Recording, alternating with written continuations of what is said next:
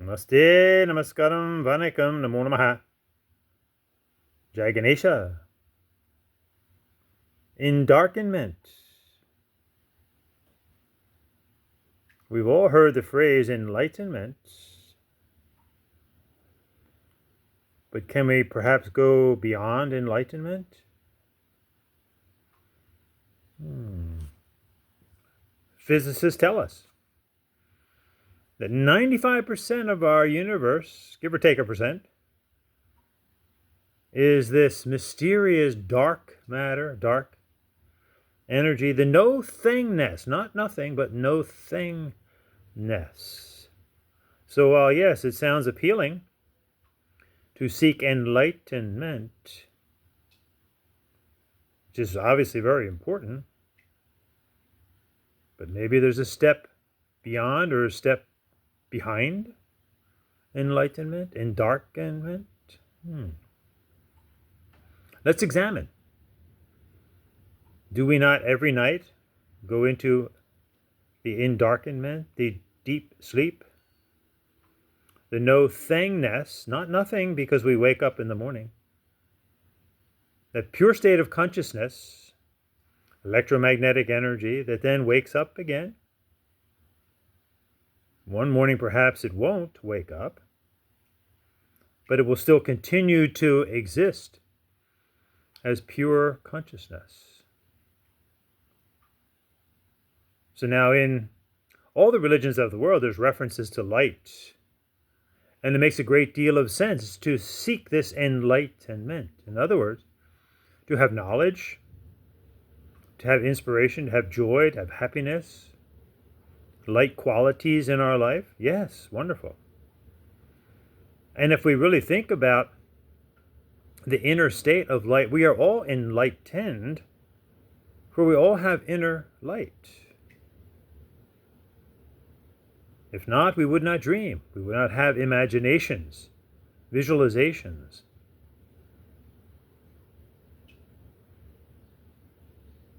Now, in the Hindu yoga dharma, we label this inner essence the Atmana.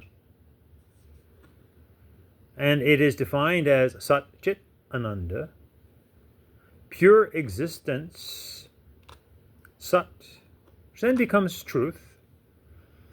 Chid is the pure state of consciousness, which becomes obviously sound energy, light energy, heat energy, which then becomes the human feeling of bliss or love, which is a warm experience. This is the very science of life. The subtle electromagnetic energies that become the Big Bang of creation. With all that energy, there's sound energy, the Big Bang.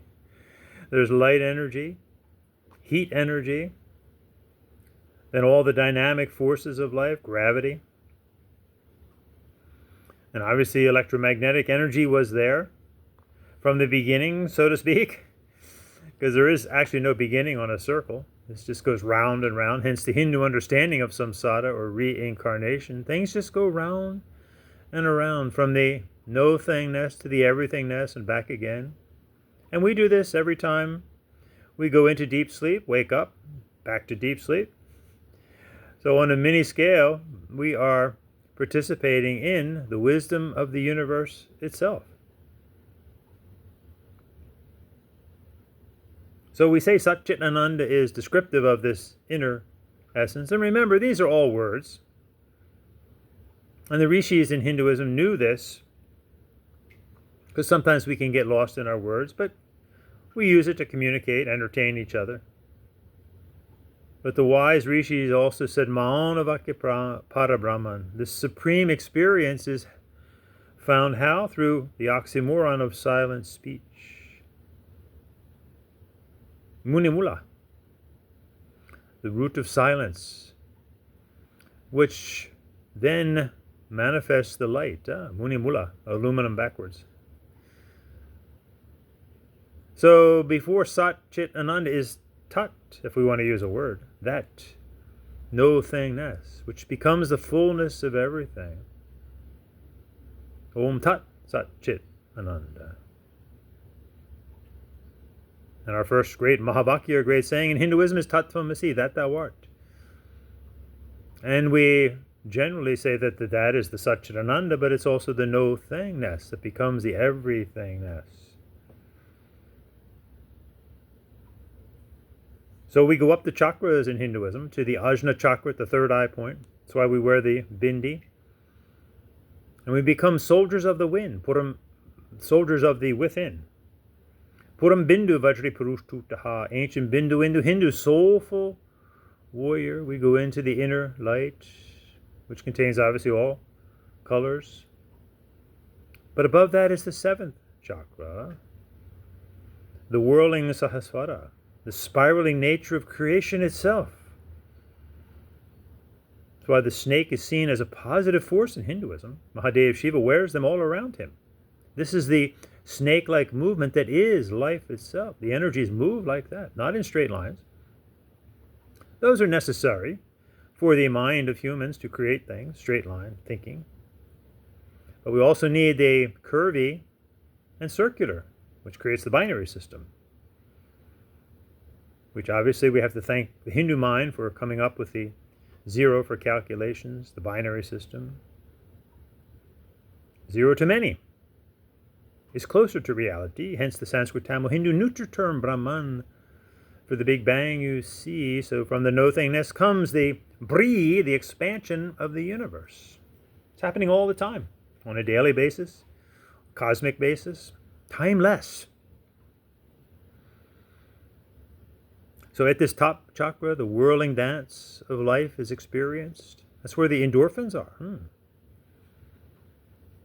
That's why drugs can become so addictive, because they do set off the endorphin experience of pleasure. But that can be done through positive, healthy means, exercise, etc., good lifestyle, and obviously contemplation, which is really explored in the Hindu yoga dharma, Raja Yoga, Dharana, Dhyana, to Samadhi, calm wisdom, calm wisdom. So note at this Sahasvara chakra, which is also called the fontanella, there's a soft spot in the middle.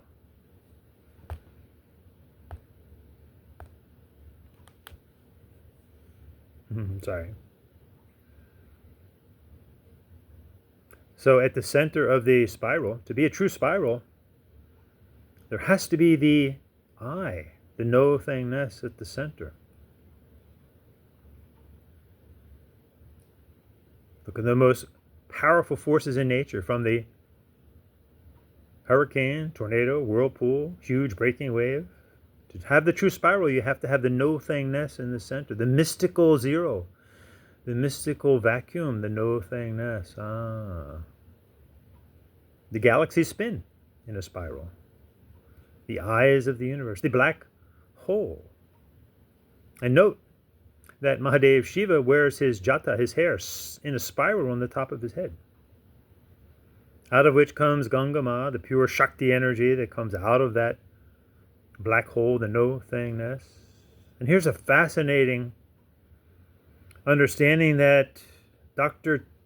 Subramaniam Chandrasekhar, which is actually the very name for Shiva with his hair spiraled up. Chandrasekhar, Subramaniam the light, that's Muruga, Ganesha's brother. Shiva and Parvati's second son. Dr. Subramanya Chandrasekhar, he uncovered the star's death, you see. He found that moment, mathematical moment, when the star implodes into the black hole, the no-thingness. It's the fullness of everything, not nothing. No thing, but not nothing. So in Hinduism, this experience of what is 95% of the universe, this no-thingness, the blackness, is represented by the Shiva Lingam, the oval, the black Shiva Lingam. Also by Mother Kali, the black Mother Kali, so misunderstood. Mother Kali, she's the black of the fire. She is charcoal. I am Mother Kali from days of old. Through sadhana and intense tapas, I reveal myself to the sages among us, to those unafraid of the dark, to those with the courage to hit the mark. To those who serve and love true, I open the way to the peace in you. If you're afraid of a little dirt, the dark, a smudge, life's hard lessons will be your judge. But when you learn to dance with me, Kali, I will teach you what it is to be empty. Not worthless, you see, but rather dharmanupati dharmi, the substratum of life itself, the no-thingness, the Endarkenment. Beyond, within, Enlightenment.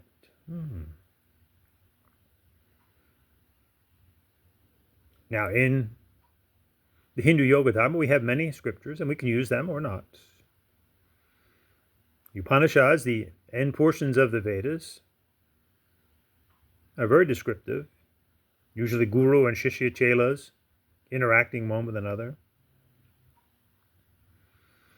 And I believe we mentioned Mandukya Upanishad, which is the shortest one, where it describes the Om. And this one Sanskrit word, it is a word, A-U-Um, but when you put it together, it is pronounced Om, A-U-Um, or A-U-M in English. And it stands for several things. It can be the animal, human, divine nature, Vaishvanata Tejasya Prajna, which is looking at Ganesha, which is synonymous with the Om. Is that not his form? He is animal, human, and divine.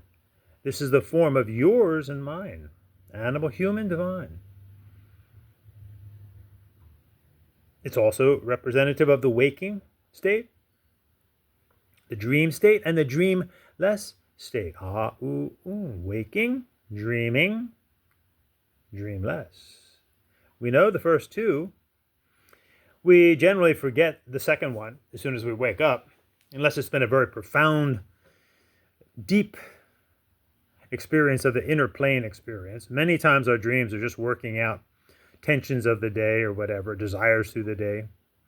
But those ones that you never forget, they're deeper astral experiences, if you will, as we go into the inner worlds, which Hindus understand. Om Bho Bhuvasvaha, O divine beings of all three worlds, the waking, the dreaming, and the dreamless state, within and within and within.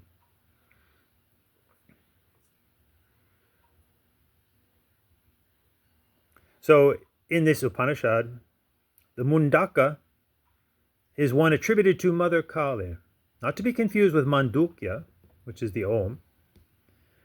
Mundaka is attributed to Mother Kali. Munda is often seen as the head that Ma Kali has cut off. And what I know this is pretty ghastly to some, but it's representative, symbolic, as all the deities are. They're very symbolic understandings. And a picture's worth 1,000 words. We all have our symbols. It's not just Hindus. Everybody does. And we learn from them, use them as inspiration. This cutting off of the head is the symbolic of cutting off the hard ego. We don't get rid of the ego, we just polish it, if you will. Cut off the hard parts of it, the hard parts of the ego. Which, if we admit it, that's our stumbling block, our meism. If we want to be simplistic, but not simple-minded, our basic human problems are meism, me against you. Think about that. So me and you together, realizing our inner essence and then respecting the outer differences.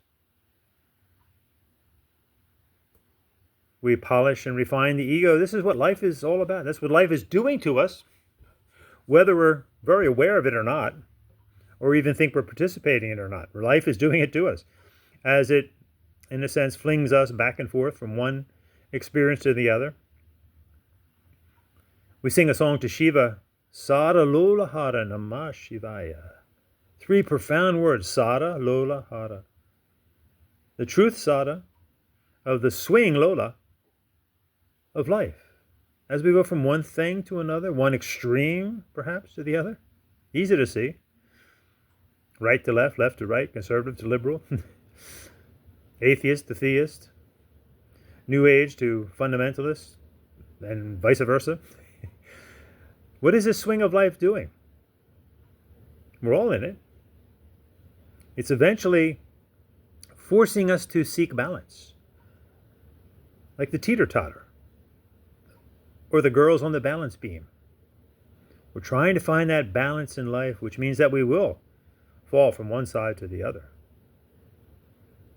until we find balance, equilibrium in life, sattva, to the Hindus. The laws of motion produce this state of equilibrium. Balance in life. Balance is everything. First you choose your way, then you find balance within that way or those ways that you choose. This was Mr. Miyagi's lesson to Daniel's son. First choose, number one lesson. Then within that choice, in other words, either karate do or karate don't. Either be a Hindu or not. Either be a Hindu and understand that's yoga or not. Be something else. And once you've chosen your path, then you seek balance. That's your sattvic life. Sada Lola. And what's it doing? This balance, this swing back and forth is destroying hara, our ignorance, so that we do achieve balance, which is tenuous, obviously, because when we fall again. But this is what the game of life is all about, if you will. Learn to play it. Learn to dance with it, like Nataraja, the divine dancer, with burning ashes smeared thick. At his feet my garland plated with love's incense I lay. That Shiva Nataraj image represents striving for that balance on one leg. Pirouette on my worldliness, spinning it out of sight. Let us join hands and dance. Round and round we go, never stopping. Love is the only thing we know, seeking balance in life. And it's not a coincidence that outside of CERN, where they do the particle acceleration testing in Europe, they have an image of the dancing Shiva. Ooh. There's a time to dance. That's why Nataraj is so popular throughout India, especially South India, where it's nice and warm, we dance. And up north, it's Shiva as the meditator, sitting, going deep within. Yogiraj, Mahadev. So in this Mundaka Upanishad, attributed to Mother Kali, the word literally means shaved or cut off. So to get a little crude, we need all of us to cut the crap in our life. That's what Mother Kali represents, facing ourselves, which we all must do. Life after life. That's why she wears the mala of skulls. Life after life after life.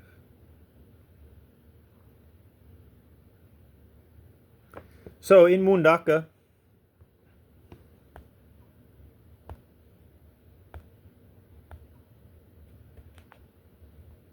sorry again, we timed out. Time. It's eating up everything. That's why you see the little image of Kala above the Murtis and the Mandirs. Time is eating up everything. Don't waste it. Time is more precious than rubies. So in Mundaka,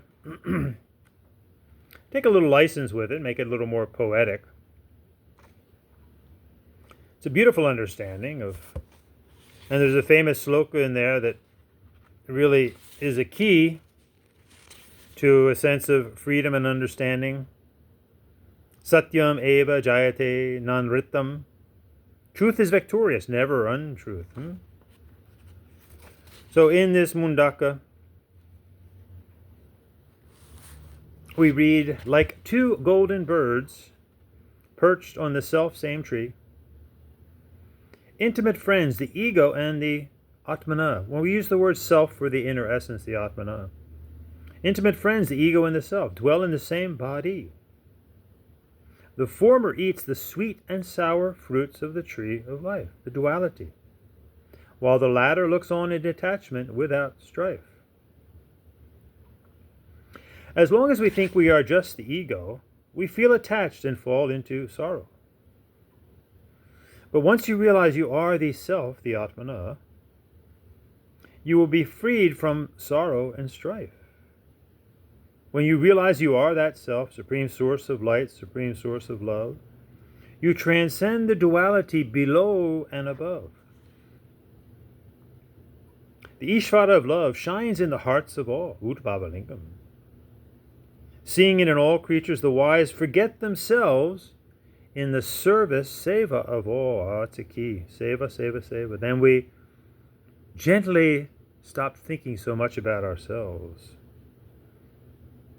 Hanumanji, the great karma yogi and bhakti yogi, teaching us the order here. First is karma yoga, do the right thing, bhakti yoga, devotions.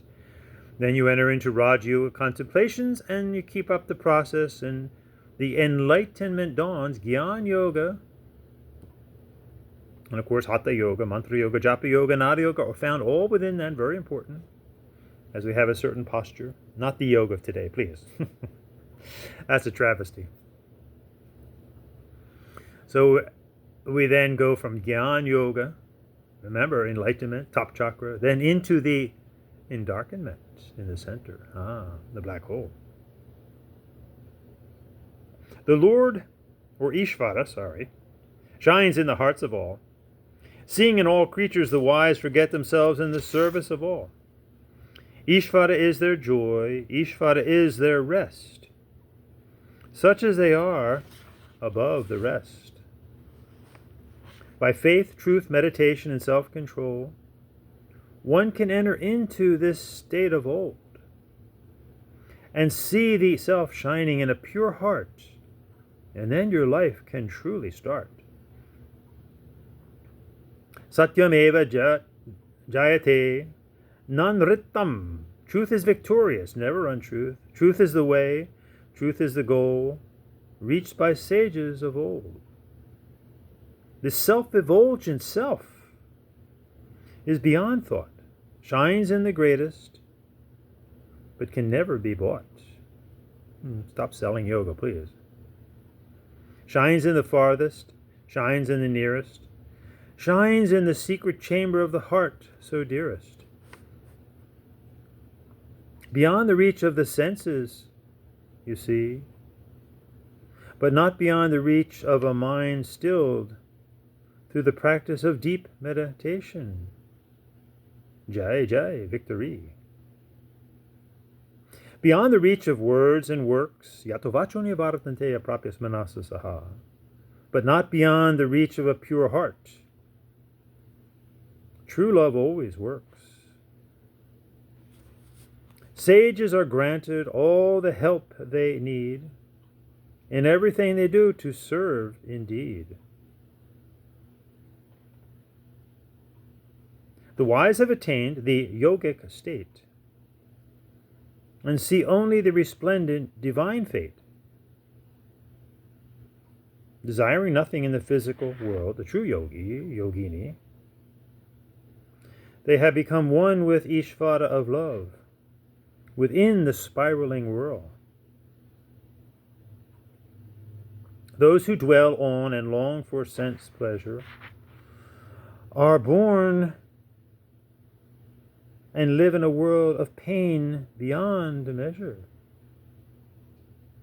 But let them realize they are the self, and all the pain falls away by itself.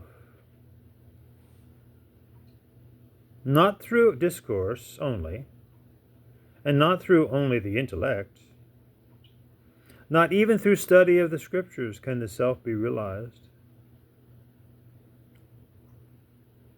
The self reveals itself to the one who longs for the self. Those who long for the self with all of their heart are chosen by the self, that thou art. Not by the weak, and certainly not by deceit, and not by those who hide behind words so sweet. The self reveals itself to the ones who love, to the ones who practice the disciplines with a pure heart. What the sages have sought, they have found at last. No more questions have they to ask. With self-will extinguished, they are at peace, seeing the Ishvara of love in each, serving the Ishvara of love in all around. They are united, forever bound, in a good way. They have attained the summit of wisdom by the steep path of dharmic vision. They have attained immortality and are united with the divine beyond duality. When they leave the body, the vital force returns to the cosmic source. And their work becomes a beneficial force to bring others together into this divine source. The flowing river is lost in the sea, and the illumined sage is lost in spiritual reality. The flowing river has become the sea. The illumined sage is forever free. Those who know the self become the self. And even their families begin to see. Freed from the fetters of separateness, everyone attains to immortality. Let this wisdom be taught only to those who obey Dharma. Let this wisdom be taught only to those who offer their lives in service. This is the great truth taught in ancient times by Hindu sages of spectacular minds. Let us honor these illumined ones and follow the Dharma until we have won, and chant from the top of the mountain you see, Om Shanti, Shanti, Shanti. Absolute peace, the no-thingness, the Endarkenment, which then becomes the Enlightenment. And for all those who are following what they believe to be so-called yoga today, you've really missed the mark, my friends. If you have any respect at all for the Saiva Hindu Guru Patanjali, who was teaching in his Yoga Sutras, Hindu male renunciate yogis in training, he was teaching them what? To be something? To be certified professional yogis with yoga studios and all kinds of merch? No. He was teaching them to enter into the no-thingness. Pada 3. Vibhuti. What's Vibhuti? The Saiva Hindu holy ash. Created out of the BS. Think about that. Taking cow dung and refining it into the holy ash. Burning up. Lobha, krodha, kama. Greed, anger, lust. By dana, dayadvam, damyata. By giving. By compassion. By control. Which opens the way to the inner essence, the Atmana. Vibhuti Pada, Pada 3, Sutra 3, Tad evarta matra nirbasa, svarupa sunyam iva samadhi. Samadhi is going beyond light, nirbasam, into the void, sunyam, into the no-thingness. Not becoming something. That's what you did prior to becoming a yogi, a yogini. You did all those things. Life after life, perhaps. To the ultimate liberation. So, yes, we're talking in relative degrees, obviously. We want to find your path. If you've chosen the Hindu, yoga, religious, spiritual, scientific, philosophical lifestyle, it's all of those things. And Hindus grab a hold of the cosmic ocean that lies within. Hindu samudra idiyarti vayubhi. With the support of your breath, grab a hold of the cosmic ocean, the samudra that lies within you. Outer space, inner space. To liberation, to ultimate liberation, kaivalya. After having been something. It's a natural transcendence, which means to climb. Never confuse that with transvalue, which means to skip over. Take all the time you need, lifetime after lifetime. It's a slow process. We've been around for billions and billions and billions of years. Stop the rush. Keep going. Don't be lazy. But don't rush. Be patient. It's a virtue. So at the end of these classic Yoga Sutras, Saiva Hindu Guru Patanjali, remember, he was infatuated with the dancing Shiva, spinning dancing Shiva at the top of your head, the whirling, spiraling nature of creation, from the cosmos down to where we are now. It's the bottom of the sea in the conch shell. That's why we blow the conch. It's inside of your ear right now, the cochlea. Spiraling dance of creation. Hopefully pirouetting on our world and spinning it out of sight. To Kaivalya, liberation. So in Pada 4, the final liberation, and the Guru says, Purushartha Sunyam. The wealth, artha of the soul, the Purusha, the inner essence, the Atmana, is the void, entering into the void. And you know, it's always been there. Take a moment. Look at yourself in a mirror. If you're with someone, look at them. If you're with your pets, perhaps, look at them. What's in the center of the eye? The black hole.